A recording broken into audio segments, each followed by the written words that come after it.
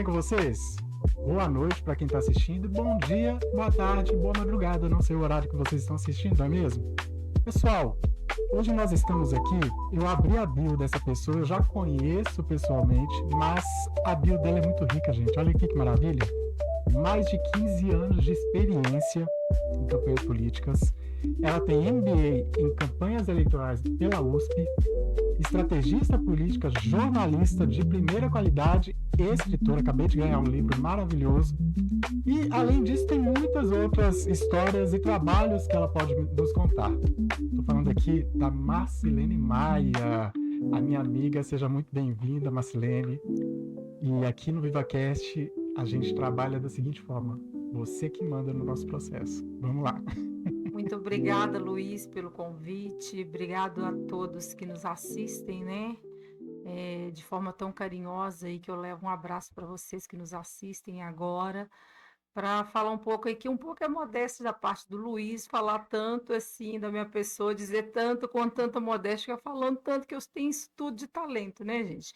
A gente aprende um pouco todos os dias, e feliz aquele que pode aprender com o outro e que pode ensinar. O processo, quando você ensina, você também aprende com as pessoas. Então, eu vou começar falando um pouco sobre a minha trajetória, da minha carreira do marketing político, como que eu comecei nessa carreira, como que foi essa chegada minha e o processo para chegar até aqui hoje, esses 15 anos que você acabou de falar aí, né, Luiz? Primeiro, me formei em jornalismo na Faculdade Estácio de Sá, em Belo Horizonte, e a minha primeira experiência ainda foi com um programa de televisão. Ainda não sei nem se tem mais esse programa, que era do Barbosa Neto, na TV Band, na Band Minas. Sim, eu E a lembro. gente viajava para o interior do estado, para as cidades do estado aí, para fazer. Aquilo era como se fosse um laboratório da faculdade, você tinha que fazer tudo. Você era redator, você era repórter, você era o produtor, você era o pauteiro, enfim. Mas é uma grande escola. Eu tenho certeza que esse processo que eu passei me ensinou muito para chegar até aqui. E logo em seguida, em 2009, no governo ainda do Aécio, eu tive a oportunidade, quando eu participei de uma festa dos jornalistas de Minas, conhecer uma pessoa que está lá em São Paulo, que era diretor-geral do SBT Brasil e que me convidou para poder trabalhar no governo com ele. Tive a honra e esse prazer de poder trabalhar com essa pessoa, que é o Luiz Gonzaga Mineiro, que é uma pessoa que eu gosto muito e que tenho um carinho muito especial por ele, né? E uma gratidão eterna. Eu trabalhei com ele nesse primeiro ano do governo, no último ano do governo do Aécio, o primeiro ano de vida pública minha, em 2009. E logo em 2010, encerrou aquele processo que o Aécio sairia para candidato ao Senado e encerrava o governo. E o Anastasio, seria o sucessor do Aécio, naturalmente, e vinha a campanha em 2010. Quando eu encerrei o contrato, em junho, eles me chamaram e falaram: o seu nome está na lista para você trabalhar na campanha do Antônio Anastasia. Que Falei, mas como meu maravilha. nome foi parar isso? Eu nunca trabalhei em campanha política, eu nem imagino, vou trabalhar, vou fazer o quê? Eu não sei nem por onde começar. Não, o Luiz Gonzaga colocou o seu nome aqui, indicou que você é uma boa jornalista, que você provou isso aí em um ano de trabalho de governo, que você tem feeling para a coisa e eles querem você na equipe de comunicação. E eu fui encarar esse desafio.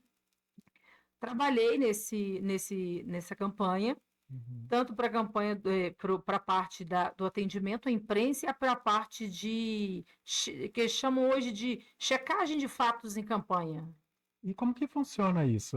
Eu não conheço, eu trabalho na área, mas essa checagem, como que era feita? Hoje, no passado, porque a gente não conhecia no passado o que era fake news, porque não tinha essa Sim. nomenclatura e ainda não era tão, como é que eu falo? Não estava tão presente no meio do campo político. Isso se Entendi. tornou mais presente de 2018 para cá, que eu acho que isso foi Sim. aparecendo mais, foi crescendo, né? Foi se avolumando e sendo uma coisa mais presente mesmo dentro das campanhas. Então, antes ninguém tinha essa com preocupação em trabalhar o que fazer com a questão da fake news, porque não tinha nesse nome. Entendi. E meio que surgiu na campanha do Bolsonaro contra o Haddad na época, não foi? Isso em 2018, que é aí que começou a ter um olhar mais atento em relação a isso, que cresceu de uma maneira assim mais, né, Uhum. alarmante. e que as pessoas começaram a se preocupar, e as pessoas que trabalham com comunicação e com marketing político viram que tinha necessidade de pensar uma forma de conter isso, de que forma levar a notícia verdadeira para a população. Sim. Porque até então ninguém sabia como que funcionava isso, mas sabia que isso era um grande malefício que, dependendo da informação que chega, ela realmente tem condição de impactar a decisão do eleitor. Porque Entendi. nem todas as pessoas têm condições de checar uma informação e saber se aquilo é real ou não. E na época eu trabalhava nessa campanha da Anastasia, meio que fazendo essa checagem, só que eu não sabia, nem passava pela minha cabeça que aquilo era fake, aquilo era combate já à fake news, só que já existia, Que só que não incrível. tinha esse nome. E agora surgiu uma curiosidade. Como que era feito esse trabalho? Me fala um pouco passo a passo para o público entender como funciona. Por exemplo, na época, quem era o candidato concorrente com a Antônia Anastasia era o Hélio Costa. Não sei se você recorda, ele que candidatou, né, ao governo. Ele estava, inclusive, na frente do Anastasia, nas pesquisas e na aceitação popular, e de repente o Anastasia virou o jogo e cresceu a votação de forma expressiva e foi só crescendo e ganhou uma vitória expressiva na época, né? Sim. Como que isso era feito? O monitoramento diário, né? Igual tem o monitoramento de clipping de notícias que sai de um governo, seja de um governo de estado, ou de um deputado, ou de um vereador, faz aquela clipagem no dia. Sim, Para que sim. aquilo ali? Aquilo é para ter o controle. O que está saindo? Eu preciso fazer uma gestão de crise? Saiu o que é de notícia aqui? O que é verdadeiro e o que não é que saiu a respeito do governo? Correto. E eu, assim, hoje eu te faço uma pergunta pela forma que você contou dos fatos. Então você era responsável por uma área muito importante, né, nessa questão da eleição. Porque hoje a fake news, se você espalhar e ela pegar, você pode perder ou ganhar uma eleição, como aconteceu que foi com o Quintão, né? Você lembra a época do Quintão? Sim, na época do Leonardo Quintão, Leonardo que ele Quintão. teve uma fala muito infeliz, né? Sim, Ele estava, inclusive, na frente, né, do Márcio Lacerda, e é o que a gente fala, né? Inclusive, alguns vídeos que eu já gravei, que está na rede social, que eu falo, da sim. questão da coerência que o candidato precisa manter. Por quê? Por que ele precisa manter a coerência? Um descuido, um vacilo, um segundo, a campanha foi embora. Se perde. Se Ou perde. seja, Foi o que o Leonardo Quintão fez naquela campanha. Ele estava com tudo a favor, ele estava eleito, mas uma fala infeliz dele acabou com a campanha dele. Vão chutar a bunda deles. E aquilo vazou. aquilo acabou com a carreira. Vazou e acabou com a carreira, acabou com a campanha, acabou com o projeto. Sim. Né? Então, é até importante a gente estar falando isso aqui para quem é pré-candidato, que nós vamos ter eleições em 2026, para as pessoas entenderem da importância da narrativa, da importância da comunicação e de como construir isso e de sustentar. Sim, Porque não adianta eu verdade. construir uma comunicação muito eficaz, mas se eu não conseguir sustentá-la até o final. Eu Entendi. preciso ter coerência. Ou seja, a equipe que você escolhe, ela determina se você também possa ganhar ou não a eleição. Então tem que ser bem escolhida, né? Os profissionais, tem que ser algo muito bem pensado, né?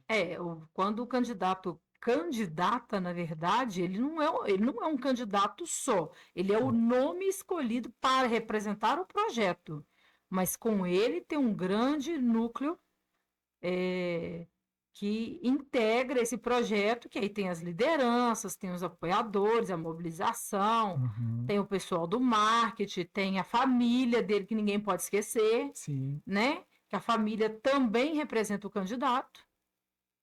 Então, você é candidato, você tem a sua família.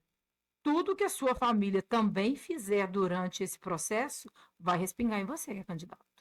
É muito, correto. então é importantíssimo que essa família esteja completamente alinhada a esse propósito do candidato, para entender e até para entender essas dificuldades que o candidato tem, que é essa necessidade da presença do candidato, que é muito exigida. Então, o Correto. candidato vai ficar ausente dentro de casa. Eu costumo dizer até que quando uma pessoa vai se candidatar, ele é casado, a primeira coisa que ele deve fazer é conversar com a esposa dele, né? Será que ela entende desse processo? Tem que ser muito bem pensado, Tem que bem ser muito planejado. bem pensado. Então a eleição é pensada antes mesmo, até mesmo dele pensar em se candidatar pela questão da família, questão do Sim, trabalho, que influencia muito. né? Porque o candidato, querendo ou não, ele vem de vários trabalhos diferentes, né? Tem muita gente da segurança pública, professores, pessoas que, no caso, vereadores, né? E entre outros profissionais. Então, até a profissão também influencia muito. Tem que ser bem um caso bem pensado, né, Márcio? Marcelene? É, sim, porque quando o candidato ele quer, se propõe a ser o representante do povo e coloca o Uhum, seu nome à disposição para servir, uhum, ele tem que fazer um checklist de tudo que ele tem, né? Por que eu quero esse projeto, o que eu tenho a oferecer nesse projeto, qual o capital político que eu trago? Eu tenho o quê? Uma boa base de apoio forte, de liderança? Eu tenho um bom capital financeiro? Ou eu tenho só um projeto muito bom? Ou eu reúno todos esses aí, para todos isso. esses projetos, eh, eh, todas essas partes, vamos chamar assim, né, desse Sim, núcleo. Porque uma correto. campanha é um núcleo, eu reúno tudo isso, liderança, financeiro, a família também, tá todo mundo muito, tá tudo bem Conectar? amarrado isso, tá tudo conectado? Sim, Se tá tudo conectado, a chance dele ser eleito é muito grande. Mas não tem como a gente falar se elege ou não, porque não tem fórmula mágica na política, né? verdade, Não tem verdade. receita pronta, não. Cada campanha é única. Cada campanha traz seu desafio e cada campanha traz sua experiência. Não tem como você prever quanto um candidato vai ter de resultado. Claro que, de uma certa forma, não tem como a gente prever na estratégia, mas Sim, tem como a gente mensurar isso através das pesquisas. correto. Agora, aproveitando que você está falando de pesquisa, a internet ela tem, depois que entrou, ela modificou muito a forma de se fazer campanha. Eu vi numa postagem sua falando sobre isso, sobre a questão de o candidato aproveitar bem essa imagem nas redes sociais. No seu ponto de vista, o que, que melhorou da época que não tinha essa rede social, não tinha essa internet para todos, e o que foi ruim? Então, começa com um ponto positivo e depois sequência negativa. Então, o ponto positivo, o grande assim, salto que eu acho que a tecnologia, as redes sociais trouxe para candidatos e para a população de uma forma em geral é o poder de não ser moldada, não deixar que a opinião pública seja mais moldada pelos veículos que dominam o mercado. A mídia que tem o grande potencial de controle da informação no nosso país, porque antes da chegada da internet, quem molda a opinião pública são a grande mídia. Que Uhum. aí nós estamos falando de Globo, nós estamos falando de veículos de. Até então, os jornais impressos também tinham esse papel, agora não tanto, né? Mas Sim. ainda existe. Folha de São Paulo, Estadão, o Globo, né? São esses veículos que estão meio que aí fazendo esse papel aí de moldar a opinião pública. Por quê? Antes da chegada da internet, as pessoas não tinham acesso a. Como que eles recebiam essa informação? Eles recebiam só através dessa grande mídia. Verdade. Então o candidato estava dependendo de quem? Da grande mídia. E se ele não tinha tempo de TV pela legenda partidária dele, como que a informação dele chegaria até o público?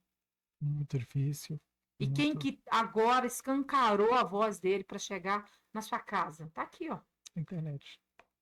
Você deu um clique aqui no seu smartphone, pesquisou aqui, quero ver o que, que o candidato tal tem de proposta. Ele está aqui na sua tela falando para você. Antes da internet isso não existia. Você tinha que ligar a televisão e depender de um horário político que é pago, né? Ou um horário político eleitoral que é gratuito durante o período eleitoral, ou que tivesse uma propaganda política veiculada, paga, para circular na TV naquele momento, para que a pessoa soubesse mais sobre aquele candidato. Uhum. Então, Sim. olha o prejuízo, olha a desvantagem que ele tinha. Então, se ele não tinha poder aquisitivo altíssimo para ele concorrer com os grandes caciques da política, quando que essa mensagem dele chegaria? Era muito mais complexo. Era muito E difícil a agora, falando situação. da parte negativa, que você pediu para falar do positivo e do negativo, Sim. com isso, agora a parte negativa é que a gente vem agora com uma enxurrada de informações, um bombardeio de informação muito grande e que não tem o controle dessa informação. Então aí entra o perigo. Por quê? Porque pode estar circulando um grande percentual de notícias falsas naquele meio e que a disseminação dela é tão rápida que se perder o time, você já não consegue mais gerenciar a crise. E talvez você não conseguir ter esse time, não conseguir fazer essa gestão da crise na campanha, Sim. pode ser que o candidato, você já jogou o projeto do candidato, já foi embora. E você falando nisso, está vindo eleições ano que vem. Como que você vê o futuro com esse tanto de inteligência artificial, esse tanto de movimento novo que está entrando na internet sem regularização?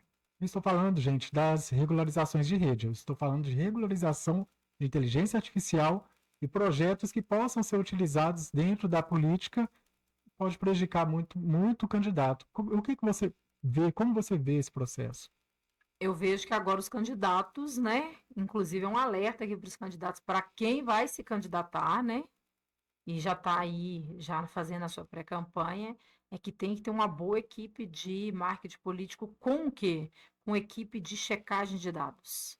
Não vá para a campanha sem uma equipe de checagem de dados, porque essa equipe já era importante. Agora, com a chegada da inteligência artificial, ela se tornou indispensável, porque ela vai conseguir controlar 24 horas as informações que ali estão circulando e fazer essa gestão de crise com o tempo perfeito, com o time perfeito.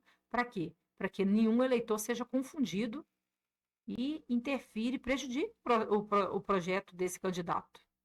Correto. Agora, está precisando também o TSE, por exemplo, ficar mais atento. Muitas das campanhas podem se perder se não tiver esse controle. O que você acha disso?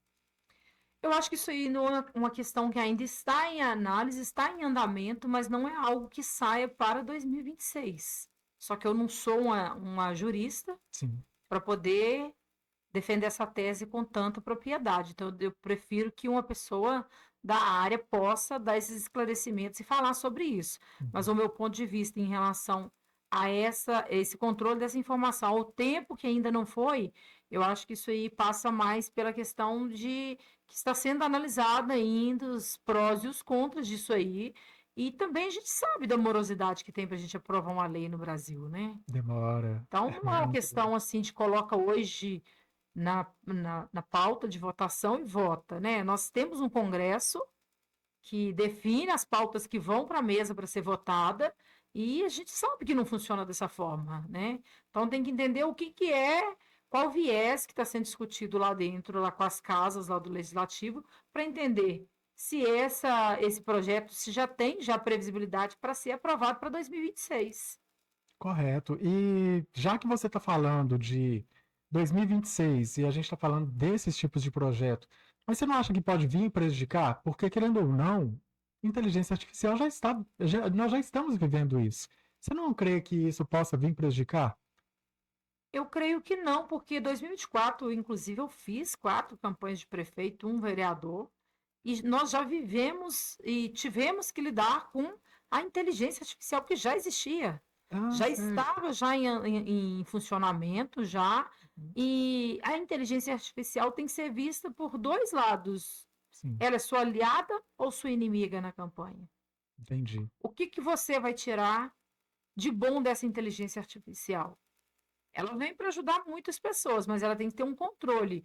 Agora, cabe também ao candidato que ele se informe e se ampare de uma boa equipe de trabalho, porque isso é um campo de guerra. Você não vai para um campo de guerra sem estar preparado, sem ter os seus armamentos, né? É Você verdade. não vai para uma campanha sem ter a preparação para você poder enfrentar um pleito. Correto. É uma realidade, né? É uma realidade. Então, muitas das vezes, as campanhas políticas também resumem promessas. E como você pega essas promessas e consegue transformá-las em credibilidade? Como que você trabalha esse formato? Porque promessas diárias, diárias, é muita pressão. Como que consegue transformar isso em credibilidade para nas urnas ter o resultado? Eu não costumo falar que o candidato deve fazer promessas e nem oriento nenhum candidato, nenhum cliente meu a fazer promessas para eleitor. Uhum. Você não faz promessas, você primeiro escuta a dor do seu eleitor, entende qual é a necessidade daquela população ou daquele local ali que está sendo demandado, para você poder traduzir isso em política pública, de que forma, se você hoje, Luiz, fosse candidato, você vai entender o que, que o seu eleitor está precisando aqui na região de Venda Nova, por exemplo. Sim, Qual que é a grande carência hoje na região de Venda Nova? O que, que o povo, a população de Venda Nova, ainda espera que a política pública não conseguiu atingir? correto. Aí, dentro disso, você vai trabalhar seu projeto de campanha e vai dizer que o Luiz, as ideias do Luiz é trabalhar para que o projeto X de Venda Nova seja contemplado dentro do seu governo e que melhore a vida da dona Maria, que antes precisava andar 7 quilômetros, agora não vai precisar andar mais. Ou Correto. que melhora a vida do comerciante, que ele precisava todo mês ir lá renovar um processo de burocracia para ele ter a banca dele lá na Avenida Padre Pedro Pinto. Agora ele não vai precisar mais. Então, você vai desburocratizar esse serviço, então você tem que traduzir isso, de que forma que isso vai chegar até o povo. Falar a linguagem do povo. Falar a linguagem do povo, porque não adianta eu falar uma linguagem técnica, porque o povo que vota não é técnico. Ele é um eleitor e você tem que considerar que ele é um eleitor muitas vezes, ou na maioria das vezes, que nem estudo tem. É verdade. Complexo. A grande maioria, se tiver, tem um segundo, o antigo segundo grau, que hoje é chamado terceiro ano, não é isso? Sim, Hoje, a maioria, se tiver, a grande maioria dos votantes que você vai encontrar, eles têm terceiro ano. é verdade. E mal querem saber sobre política e nem sabem o que está acontecendo na política. Está bem distante desse universo. Então, quanto mais você traduzir essa mensagem para que quem esteja do outro lado do sofá ou que esteja do outro lado da tela do seu smartphone consiga compreender, mais assertividade, mais resultado vai ter o seu projeto. Ótimo. E você, aproveitando aqui, Marcelene, falando sobre o seu MBA lá na USP, o que que você conseguiu trazer de projeto do que você aprendeu ali? Qual foi um dos maiores processos que você conseguiu fazer, atuando, que você aprendeu lá na USP? Conta pra gente aí. Na verdade, o MBA da USP vem muito assim, com tudo, eles reforçam muito tudo isso que eu já tinha, que eu já carrego já da experiência política do campo, né? Que é da Sim, prática do dia a dia. E o que eu gostei muito, assim, que eu vejo, é que resgata muito essa questão das teorias do jornalismo, do que a gente estuda no jornalismo, porque, na verdade, a política, o marketing e o jornalismo estão muito, assim, conectados. sim. Então, para quem trabalha com o jornalista e já tem essa experiência, ele vai ter essa facilidade por este motivo. Então, eu me encontrei muito nesse MBA por ver que eles trabalham muito isso de uma maneira muito assertiva, de como que você aplica tudo isso que você aprende no jornalismo, nas teorias lá de Frankfurt, para a prática da política, do que você vive no dia a dia, do que você traz para o candidato. E entre todos os aspectos, o que eu acho mais importante, que eu já achei mais importante do que eu vi lá, é dessa questão do moldar a opinião pública e da sensibilidade humana de fazer política, de emocionar o eleitor. E falar em emoção, sua rede social é emoção o tempo todo, né? E me fala um pouco sobre esse processo de novidade, né, que você começou depois que lançou seu livro, começou a fazer essas modificações. Conta um pouco como que está sendo esse processo, essa novidade de vida para você, e o que que você tem feito, né, para mostrar essa diferença para o público. Conta pra gente. Então, eu tentei traduzir, estou ainda, né, fazendo esse trabalho de traduzir do que eu sinto, porque eu sou o que eu realmente coloquei ali no livro, né? Eu sou emoção, sou autenticidade. Então eu tenho sentimentos, eu trago verdade em tudo Sim, que eu faço. E eu acho que o político que preocupa em trazer verdade, em trazer emoção, em despertar sentimentos de esperança nas pessoas, eles têm muito mais a ganhar, não só por uma vitória nas urnas, mas por um legado que ele pode construir. Que bacana e top. Vou falar com vocês, gente. Eu recebi um livro dessa pessoa maravilhosa. Eu estou muito feliz. Gustavo, me presta aqui, por gentileza. Gente, se você não adquiriu, adquira. Estou mostrando para vocês porque aqui é um poço de conhecimento. Marcelene, muito obrigado pelo livro. Sabe, eu fico lisonjeado porque, querendo ou não, hoje eu sou assessor parlamentar. Você sabe, e tenho certeza que muito que está nesse livro vai realmente me dar um clique. E para um assessor hoje, me conta um pouco desse livro e o que ele pode me ajudar como um assessor parlamentar. Luiz, como assessor parlamentar, esse livro aí, o que eu posso definir que para você vai ser um guia prático de como você orientar o seu parlamentar a tratar o eleitor e a se relacionar com o eleitor. Porque muitas pessoas, eh, muitos candidatos ou muitos políticos com mandatos, às vezes, não vou falar mal assessorado, porque eu não conheço o perfil do profissional, mas com as pessoas que talvez não buscam o conhecimento da forma que realmente deve buscar e compreender a dinâmica de como que é o eleitorado, o que que as pessoas estão pensando aqui fora, tem muita visão do gabinete, de ficar dentro do gabinete, de ficar atrás da mesa e na cadeira. Só Sim. que a política, ela é feita, ela pode ser concluída atrás da mesa e na cadeira, mas ela não é feita atrás da mesa e na cadeira, ela é feita no chão, é visitando, é conhecendo a realidade das pessoas, é Sim. indo onde essas pessoas estão para você sentir o clima social, sentir o que, que essas pessoas têm para te entregar, que às vezes uma informação que não está no seu projeto vai estar na sua escuta na rua. E para um candidato, um candidato e também depois você me fala para um político já de profissão. A gente não pode falar político de profissão porque político está, ele não é. Na verdade, ele Sim. hoje está como um vereador, está como um deputado, mas amanhã já não está. Mas esse livro, o que que ele pode trazer de conhecimento e crescimento para esse político? Ele pode mostrar para o político ou para o candidato que fazer política não é performance, é você mostrar igualdade de ser humano para o eleitor. Por quê? Mostrar para o eleitor que você tem suas dificuldades, seus desafios pessoais todos os dias para encarar e que você é um ser humano e que ele é um ser humano e que a política é feita de pessoas para pessoas. Ela não é feita de robô para pessoas. Que maravilha, gente. É uma aula que essa mulher está dando aqui. Se vocês quiserem, acompanhe a gente no YouTube. Esse vai estar disponível para todo mundo no podcast, inclusive nas suas redes também, né, nas redes da Marcelene Maia. Fala pra gente qual que é a sua rede. Eu acabei de abrir aqui o programa com sua bio, maravilhosa, já falei, não tem como não elogiar. E qual que é a sua rede, Marcelene, para o pessoal aí seguir e conhecer você? Então, para quem está nos assistindo aí, quem vai chegar e vai nos assistir, pode ir lá e acessar o arroba Maia Marketing Político e a minha página maiaconsultoriapolitica.com.br. Meu e-mail é maia.marketingpolitico@gmail.com.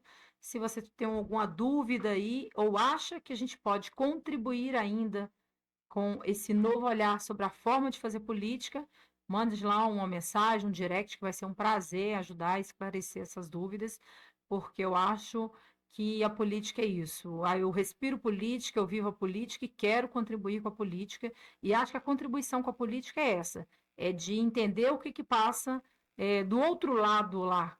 É como se você estivesse no balcão da mercearia, você é o dono e tem o cliente. Sim. O político precisa entender como é que é esse relacionamento de vendedor e cliente. Qual que é a entrega que cada lado deve cumprir. Eu trabalho com uma pessoa que ele inclusive fala que realmente os eleitores são clientes daquele político. E se não tratar bem, o que que acontece? Ele parte para outra mercearia. É. Então tem que preservar, a gente tem que ter esse cuidado. Marcelene, eu gostaria realmente agora de saber pessoal, algo pessoal. Se você não quiser falar, não tem problema.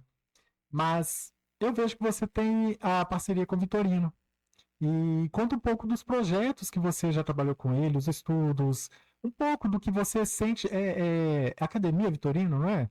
Academia Vitorino Mendonça, Luiz. Sim, Trabalhar com o Vitorino, ainda não tive a honra de trabalhar, mas se tiver um convite, para mim será uma honra trabalhar com ele, que é um grande mestre, conhecedor da política e com uma grande bagagem, né? Que ele vem também, e a forma dele ensinar é uma forma incrível, que ele sabe de uma forma, passa de uma forma muito leve, é a didática, né? Ele sim. tem uma didática incrível de ensinar a política e de estar preparando grandes políticos aí pelo Brasil afora, como todas as campanhas.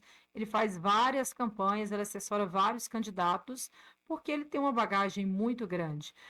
Com a Academia Vitorino Mendonça, eu fiz 2 cursos, que foi o Imersão Eleições 2022 e o Imersão Eleições 2024. E pretendo, em 2026, fazer novamente a reciclagem. Por quê? Porque para oferecer o melhor para o seu cliente, você tem que estar sempre atualizado. E você se atualiza o tempo todo. Você tem que estar sempre buscando conhecimento, porque nós Certo. nunca sabemos tudo. Verdade. E se a gente não sabe, a gente tem que ter humildade de reconhecer e o mínimo que você deve fazer é buscar. Estamos crescendo diariamente, não é verdade, Marcelene? Sempre. E eu percebo isso. Você é uma excelente profissional, não só por estar trabalhando, mas por buscar, pela busca. E a busca é intensa, é algo que não tem como parar. Tá de parabéns. Eu vou deixar um espaço aqui para o Gustavo. Você tem alguma pergunta para ela, Gustavo? Mas, no caso, essa parte que você falou que a gente perfeita no corpo a corpo, vendo as demandas da população, é uma falha muito grande que eu vejo hoje em dia de 99% dos candidatos que eles deixam esse lado mais humano e focam só naquela questão de demandas de gabinete, demandas de gabinete. Eu acho que esse seu pensamento deveria ser 100% aproveitado no dia a dia do gabinete, sair todo mundo lá de dentro, ir para a rua, bater na casa da população, ver a demanda de perto, não uma imagem que vai lá Ctrl+C, Ctrl+V e manda para a prefeitura e quer depois entregar um papel. Não é isso que a população está querendo ver. Eu acho que essa ideia é sensacional e muito pouco aproveitada.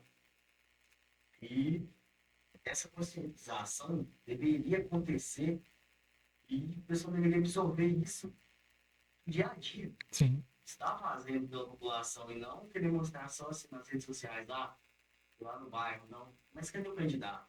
Chega na época da eleição, ele aparece. Mas e nos outros 3 anos e meio? Cadê o candidato? Verdade. Então a sua pergunta, qual que é? Vamos lá? No caso, como conscientizar esses candidatos de estar fazendo essa coisa da forma certa, de estar colocando o pessoal dele na rua e instruir eles da forma certa para fazer o trabalho. Gustavo, a sua pergunta é muito pertinente e assim, é um grande desafio, porque conscientizar político, mesmo na campanha ou dentro de um mandato, que a forma que você deve fazer a campanha ou deve fazer esse relacionamento constante com o eleitor não é dentro do gabinete, é algo muito desafiador, porque você vai encarar o desafio dos palpiteiros que tem lá sentado no gabinete, que todo mundo entende um pouco de política, todo mundo sabe fazer, enfim. Mas se der qualquer coisa errada, não fomos nós. Foi esse cara aí do marketing que fez errado. Não é ninguém aqui, nenhum assessor aqui que fez errado. Ou seja, então, o candidato tem que se conscientizar de que a política que ele faz é a política de gabinete. Ele faz uma política de quê? Ele é um performance, ele faz ator, ele faz teatro ou ele faz política de verdade para entender o que é sentimento das pessoas? Se ele tiver preocupação com o sentimento, ele vai querer entender, ele vai querer ir lá. Claro que ele não vai estar todos os dias na rua visitando eleitor, que não tem tempo para isso, e ele tem que criar projetos lá dentro, e ele tem uma demanda que tem, né? Que depende da presença do candidato. Mas espera aí, nós temos segunda, terça, quarta, quinta e sexta no calendário. Será que não poderia tirar 2 dias para estar dentro do gabinete e 3 para estar na rua? Um projeto maior que atenda esse povo e que conheça qual que é a dificuldade? Verdade. Ou está querendo fazer política mais para ser uma influência da rede social também? Porque hoje você tem que entender que existe vários perfis de político aí. Tem político ator, tem político influencer, tem político TikTok. Aí o eleitor é que tem que estar atento e ver Será que eu vou votar nesse cara aí? Peraí, ele apareceu bonitinho aqui na rede social, mas eu nunca vi esse indivíduo aqui, nem que seja num grande evento. Se ele não vai conseguir ir à casa de todo mundo, ele tem que conseguir, pelo menos, mobilizar uma população o suficiente para ouvir essa mensagem que ele tem para passar. Verdade. Ou se ele não consegue ir, pesquisa consegue ir. Ele não consegue, não, tá na porta, não, mas a pesquisa consegue ir lá e saber o que o eleitor dele está precisando. Mas se ele não consegue, o concorrente consegue. Alguém vai conseguir. E aí, quem está Fato. perdendo é o candidato. Na verdade, já é praticamente político geral. Não é só o candidato, é quem também já está na política, já está vivendo isso. Né? Porque muitas das vezes nós temos políticos que não percebem isso. É político de rede social mesmo. Isso chama falta de sensibilidade. Falta de sensibilidade. Se você não tiver sensibilidade humana para entender os desafios da população, certamente você não vai conseguir fazer entender a importância dessa conscientização que ele falou aí. Verdade. Aí você vai estar enxugando gelo, aí não adianta. Porque marketing não faz milagre. Não. E uma coisa que você falou, Marcelene, que acabou que me tocou. Palpiteiros. Eu já fiz até um vídeo sobre isso.